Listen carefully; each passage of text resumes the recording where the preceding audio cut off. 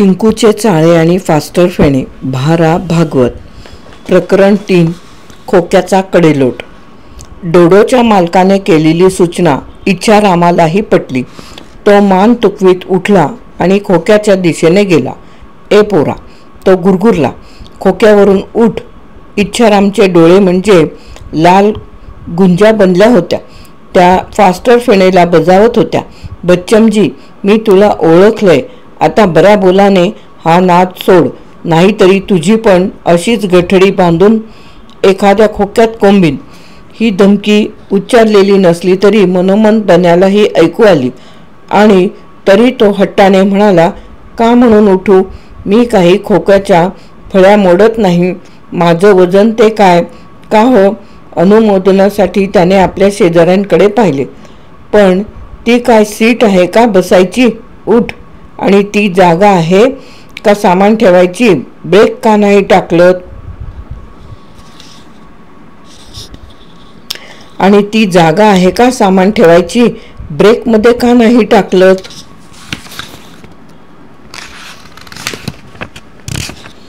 ए उद्धट कारट्या! इच्छाराम त्याचा दंड धरून खेकसला. फार चुरचुरते तुझी जीभ. उठ म्हणतो ना. त्याची ही दांडगाईची भाषा ऐकून फर कॅपवाला मध्ये पडला. का हो, तुम्हाला तरी एवढा बेजा तापवायचं काय कारण? बसला पोरगा खोक्यावर तर खोकं झिजतं की काय?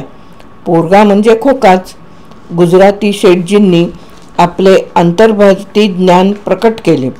लहान पोराला खोका बाबू म्हणतात बंगाली लोक. खोका नाही, हा बोका आहे. उठ. इच्छाराम बन्याला उडीत म्हणाला. पण आपला पक्ष बलवत्तर होत असलेला पाहून बन्यालाही जोर आला होता. त्याने दोन्ही पायांच्या आणि दोन्ही हातांच्या पकडीत खोका आवळून धरला. तो उठवेना. का हो, फार दमदाटी करताय? बाजावाला तरुणही आता पुढे म्हणाला. तुम्ही केवढे, तो केवढा. लई चमत्कारिकच दिसते तुम्ही. शेठजींनी पण नाराजी प्रकट केली. असला जड सामान आणायचा होता तर लगेच का नाही केला? हे लोक असलेच हो. तिसरा एक उतारू वादात सामील होऊन म्हणतो, यांना एकदा अद्दल घडवायलाच हवी. माणसांना उभं राहायला जागा नाही आणि हे पेटारे रस्त्यात संडासाच्या पुढ्यात. ए बाबा, सोडतोस की नाही त्या पोराचा हात? इच्छाराम आता गांगरला. सगळी जनताच आपल्या विरुद्ध उठली आहे हे त्याने ओळखले आणि हे प्रकरण जास्त तापू देणे त्याला परवडण्याजोगे नव्हते. तो आता नरमाईच्या सुरात म्हणाला, तसं नाही हो, लगेचच करणार होतो पण तेवढा वेळ झाला नाही. शिवाय काचेचं सामान आहे त्यात. डोडोचा मालक आपल्या साथीदाराला कुमक द्यायला आला होता. त्याने आपली बाजू मांडली. फास्टर फेणेवर त्याने डोळे वटारले. एवढं सांगतोय तर तुला उठायला काय होतं? उठ. फास्टर फेणे एकदाचा उठला. काचेचा माल आहे म्हणाला. म्हणजे फुटक्या काचा वेचून आणल्यात का? असे म्हणत पाठमोरा होऊन त्याने आपली पॅन्ट त्यांच्या पुढ्यात केली. बघा केवढं रक्त आलंय ते. रक्त? इच्छाराम हसला. मस्करी करतोय का आमची? करवंदांवर बसला होतास तू? बसलो असेन, पण मला टोचलं, चांगलंच टोचलं. काच नसेल, दुसरं काहीतरी असेल. आणि असे म्हणून डोक्यावर आणि असे म्हणून खोक्यावर ओणवून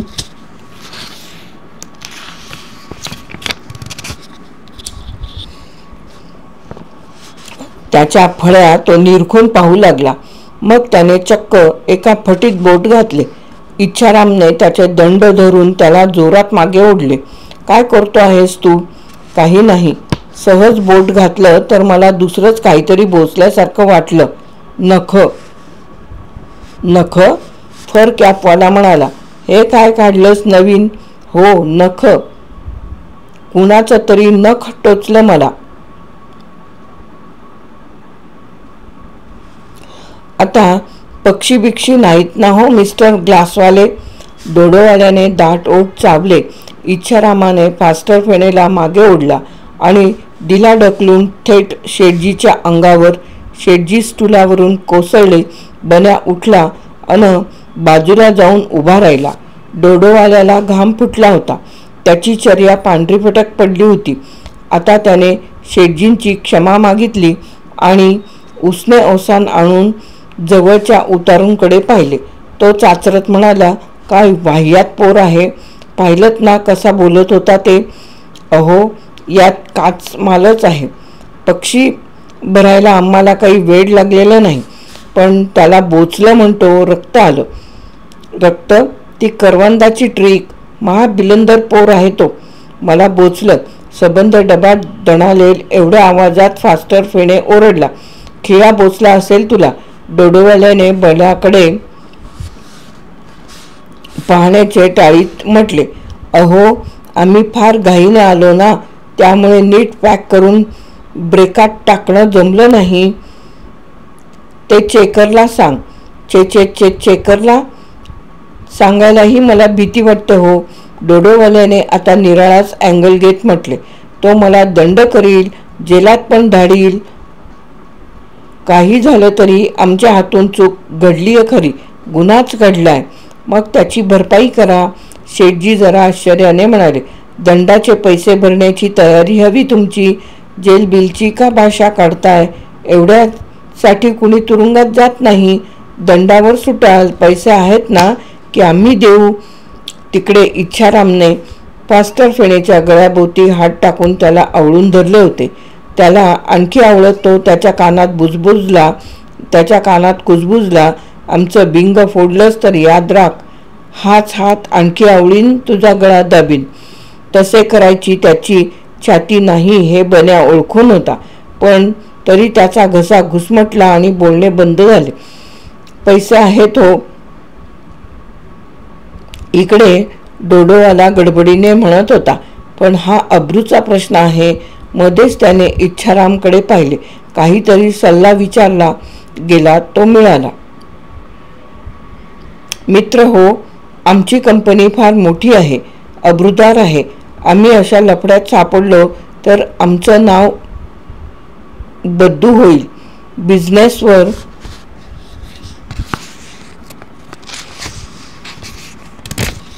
परिणाम होईल. ते बिलकुल खपायचं नाही आम्हाला. त्यापेक्षा असे म्हणते त्याने खोका दोन्ही हातांनी दरवाजाकडे लोटला होता. काय करताय तुम्ही? फरकॅपवाला ओरडला. दरवाजा उघडाच होता. बाजावाला तरुण तिथे गंमत पाहण्यासाठी उभा होता. पहिल्याने घाटातली गंमत पाहत आणि आता गाडीतली गंमत पाहत. तिकडे 10 बोगदे एव्हाना मागे पडले होते. गाडी खडाखाड करीत धावत होती. तिच्या एका बाजूला उत्तुंग पहाड होता, जशी एखाद्या प्रचंड कासवाची पाठ, आणि दुसऱ्या बाजूला, म्हणजे ज्या दाराशी ही घटना चालू होती त्या बाजूला जंगल उतार आणि दरी होती. तेवढ्यात गाडीने बोगद्यात प्रवेश केला. डोडोवाल्याने त्या तरुणाला फरमावले, दूर व्हा हो. खरोखरीच ते एक फरमान होते. दुसरा काही विचार मनात येण्यापूर्वीच तरुणाने ते मानले. तो बाजूला झाला. मला बेअब्रू नको आहे. डोडोवाला दोन्ही हात जोडून रडकुंडीला आल्यासारखा बोलत होता, पण किती हळू आवाजात. त्यापेक्षा खड्ड्यात गेला माझा हा माल, देतो भिरकावून त्या बोगद्यात. आणि त्याने खरोखरीच तो खोका उघड्या दारातून बाहेर लोटून दिला. आश्चर्यचकित झालेले ते 5-6 उतारू या विलक्षण घटनेकडे पाहतच राहिले. माझं अब्रूरक्षण आता तुम्हीच करा. डोडोवाला चक्क डोळ्यात पाणी आणून लोकांना हात जोडून म्हणत होता. मात्र त्याचे बोलणे अजूनही खालच्या पट्टीत होते. त्या 4 माणसांना विश्वासात घेऊन तो जणू विनंती करत होता. खोका सरकून पडला असं मी सांगणार आहे. तुम्ही प्लीज मला दुजोरा द्या. त्याच्या गालांवरून घळाघळा अश्रू ओघळू लागले. दुसऱ्या कुणाला नसेल, पण शेटजींना त्याची क्षणभर का होईना दया आली. बिझनेसमध्ये त्यांच्यावरही असे प्रसंग कधीमधी येत असत, पण दुसऱ्याच क्षणी त्या लंबटंगूने जी कृती केली ती पाहून शेटजीच नाही तर सबंध डबा थक्क झाला. एक उडी मारून त्याने दरवाज्याची साखळी पकडली होती. साखळी खेचली गेली. ब्रेकचा किचकिचाट झाला. गाडीचा वेग मंदावत चालला आणि 5-10 क्षणात गाडी उभी राहिली.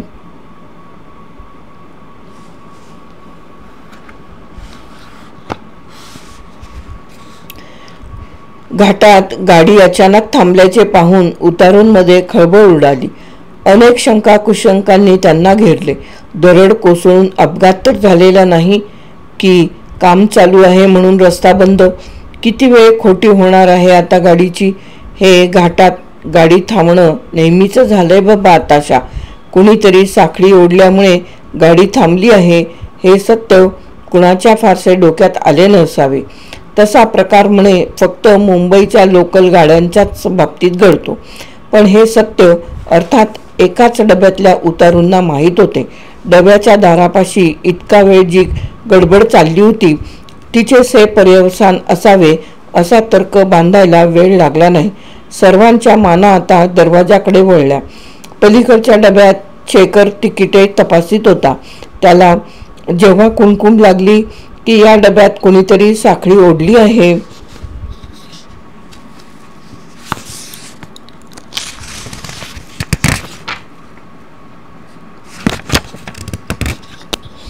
तेव्हा तो लगबगीने या भागात आला. डब्यात मोठमोठ्याने बोलणे सुरू होते. लोक उत्कंठेच्या भरात उभे राहिले होते. दारापाशी तर लोकांचा एक घोळकाच जमला होता. काय झालं? कुणी ओढली चेन? अशा प्रसंगी माहिती पुरवणारे स्वयंसेवक कुणीतरी मिळतातच. त्याप्रमाणे आत्ताही मिळाले. ज्या उंच लंबूस माणसाचे नाव घेतले जात त्याच्याकडे चेकर साहेबांनी जरा रागावून पाहिले. का भानगड आहे हो? तुम्ही ओढलीत साखळी? होय, डोडोवाला शांतपणे म्हणाला. माझं सामान पडलं म्हणून ओढली. सामान पडलं ते कसं? खोका होता यांचा एक, मगाचा एक स्वयंसेवक. तो गाडी वळण घेत असताना धक्का बसला असावा. खोका बाहेर पडला. अहो, एवढा धक्का बसेल ही काय बैलगाडी आहे? कुठे होता खोका एक्झॅक्टली? इतक्यात गाडीच्या बाहेरून शब्द आले. बाजूला व्हा, मला येऊ द्या आत.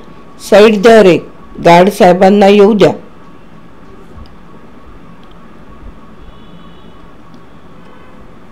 गार्ड साहेबांनी दांडी पकडली आणि मोठ्या कष्टाने ते पायऱ्या चढले. शरीर स्थूल, त्यामुळे उन्हातून धावत येऊन ते दमले होते. चेहरा घामाने डबडबला होता. त्यांच्या मागोमाग रेल्वेचा एक नोकरही वर चढला. आता पुढच्या हालचालींना खरे कमिटीचे स्वरूप आले. चेकरने गार्डाला घडलेल्या प्रकाराची माहिती दिली.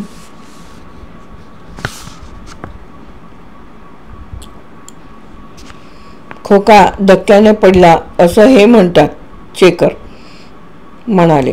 नॉनसेन्स. हिरव्या तांबड्या बावट्यांची सुरेळी काखेला मारीत गार्ड म्हणाला. गार्डला एवढे धक्के कुठे बसत होते? ती सरळ चालली होती. Don't bluff. मग कदाचित थोडा थोडा सरकत तो दाराशी गेला. केव्हा गेला आम्हाला कळलं नसेल, पण तो पडला हे उघड आहे. इथे कुणालाही विचारा.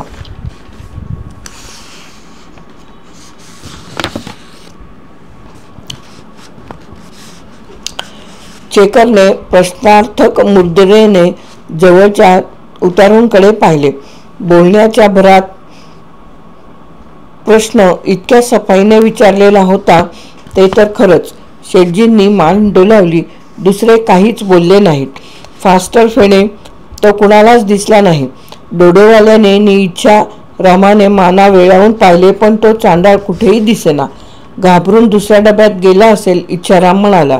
सुंठी वाचून खोकला गेला आणि जास्त विचार करायला त्यांना तरी वेळ कुठे होता. रेल्वे अधिकाऱ्यांच्या फैरींना आधी तोंड द्यायला हवे होते. गार्ड आपल्या घड्याळाकडे पाहत चेकरला म्हणाला. साहेब, तुमची चौकशी लवकर आटपा. कुणी माणूस पडलेला नाही ना? मग गाडीची जास्त खोटी करता येत नाही.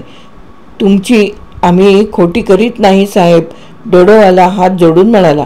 ही हात जोडण्याची त्याला आता सवयच लागली होती असे दिसले. तुम्ही गाडी सुरू करू शकता. थँक्यू, चेकर गुरगुरला.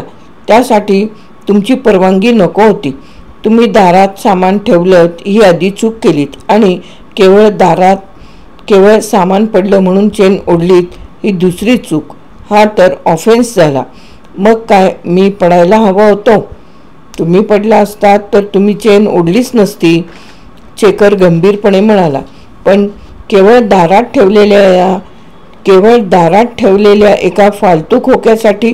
फालतू? आमचं सामान मोलाचं होतं. ते कितपत मोलाचं होतं ते तुम्हाला सिद्ध करावं लागेल. नाही, त्या कल्पनेनंच फे उडून त्या दोघांची नजरानजर झाली. इच्छाराम म्हणाला, साहेब आम्ही गुन्हा कबूल करतो ना. सामान मोलाचं होतं म्हणजे त्याला सेंटिमेंटल व्हॅल्यू होती ना भावनात्मक मोल? हो ना. प्रेमाची भेटवस्तू नेत होतो आम्ही खोक्यातना. काचेचा माल होता तो. कुणीतरी आगाऊ माहिती दिली. काचेचा माल? गार्डाने आश्चर्याने विचारले. आणि तो फुटल्याशिवाय राहिला असेल का? कुणास ठाऊक काय झालं असेल ते, डोडोवाला रडवेला चेहरा करून म्हणाला. ते प्रत्यक्षच पाहिलं पाहिजे साहेब. आम्ही गाडी खाली उतरतो आणि तपास करतो. तर आणि तुमच्यासाठी आम्ही गाडी उभी करून ठेवू? मुळीच नाही. गाडी जाऊ द्या की, गार्ड म्हणाला. You charge them and let them go to hell. गाडीची आणखी खोटी करू नका. 5 मिनिटांनी मी सिग्नल देणार आहे असे म्हणून गार्ड साहेब आपला विशाल देह घेऊन आपल्या ड्युटीच्या जागी निघून गेले. तुम्हाला दंड भरावा लागेल, चेकर कठोरपणे म्हणाला. भरतो, त्याला नम्र सुरात उत्तर मिळाले. डोडोवाल्याने खिशातून पाकिट काढले, 250 रुपये दंड भरला आणि पावती घेतली. मग तो पुन्हा रडवेला सुरात म्हणतो, काय दोस्त, इथे या जंगलात उतरायचं म्हणतोस?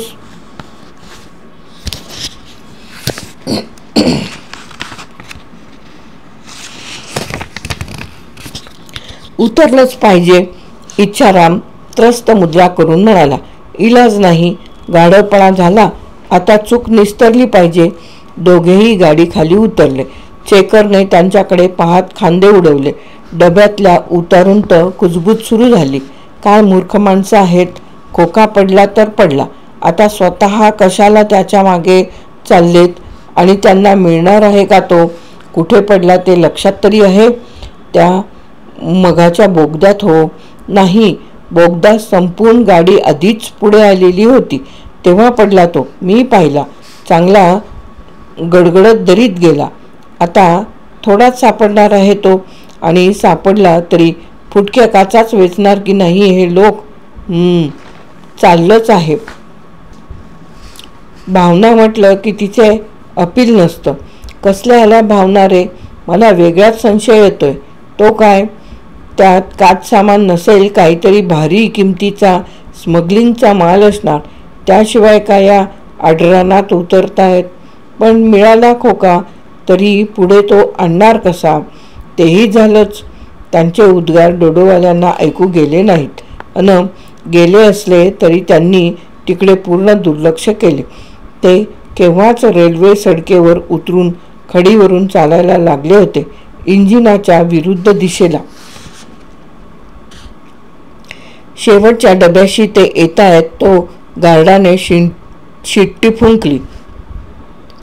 तेवढ्यात चांभार चौकशा करण्यासाठी म्हणा, वनश्री पाहण्यासाठी म्हणा किंवा दुसऱ्या काही कामासाठी म्हणा, खाली उतरलेले काही शौकीन लोक आता गडबडीने पुन्हा गाडीत चढले आणि त्या लांबच लांब सिकंदराबाद एक्सप्रेसने आपला अनपेक्षित मुक्काम हलवला.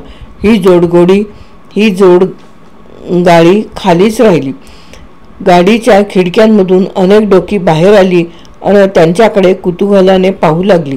खुद्द गार्डाने सुद्धा त्यांच्याकडे हसून पाहिले. हिल स्टेशन असलं तरी हॉटेल इथून फार दूर आहे. तो ओरडला, कीप युअर हेड्स कूल. प्रकरण 3 येथे समाप्त. चिंकूचे चाळे आणि फास्टर फेणे, भारा भागवत.